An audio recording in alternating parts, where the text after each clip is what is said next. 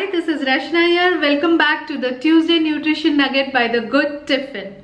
Hope you all are enjoying this beautiful weather and making some delicious hearty food. Last Tuesday, I talked about potassium and its benefits, its importance, etc. Today, we are going to discuss another such important mineral and electrolyte, that is sodium. Sodium performs a number of important tasks in our body.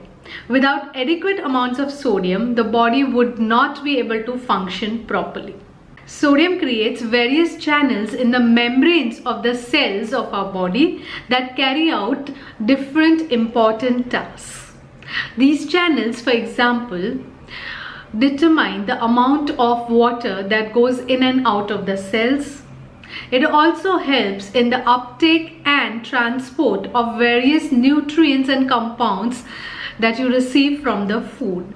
For example, amino acids, glucose, vitamins, etc. Sodium also helps heart and other muscles to contract properly, and it aids nerve cells to send messages to and fro between brain and body.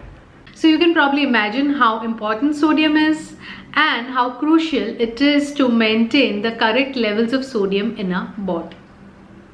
If the levels of the sodium were to go down, this would lead to confusion, restlessness, irritability, etc. because the nerve signaling would be disrupted. Low sodium would also lead to fatigue, loss of energy because the uptake and transport of nutrients and different compounds would be affected.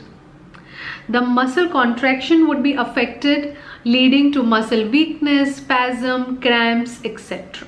On the other hand, if the sodium levels were to spike in your body, this would also increase the amount of water in the body, and this will subsequently increase the blood volume in the body, putting more pressure on your heart. This would lead to high blood pressure and will put you at risk of heart attack, stroke, etc.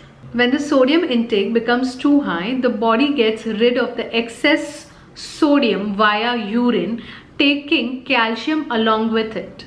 So this leads to leaching of calcium from the body. So excess amount of calcium in the urine can also lead to kidney stones, and on the other hand, depleting amounts of calcium in the body, they lead to thinning of the bones, that is your osteoporosis. So high levels of sodium can put you at a risk of osteoporosis. Research shows that high intake of salt, sodium, salty food are linked to increase in the stomach cancer.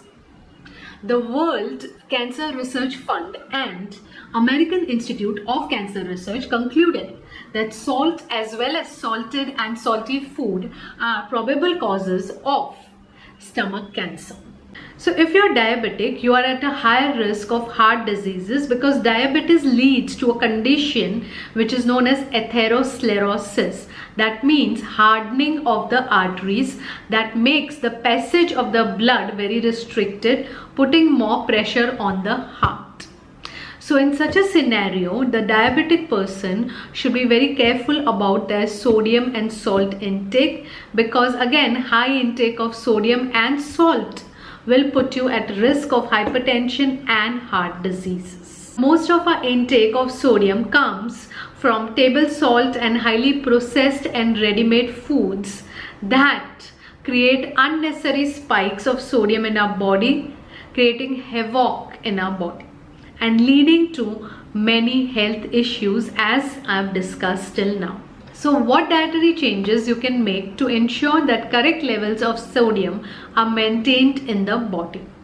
Stay away from processed ready-made foods like your pizza, burger, noodles, breakfast cereals, bread, processed cheese, processed meats, ready-made sauces and soups, etc.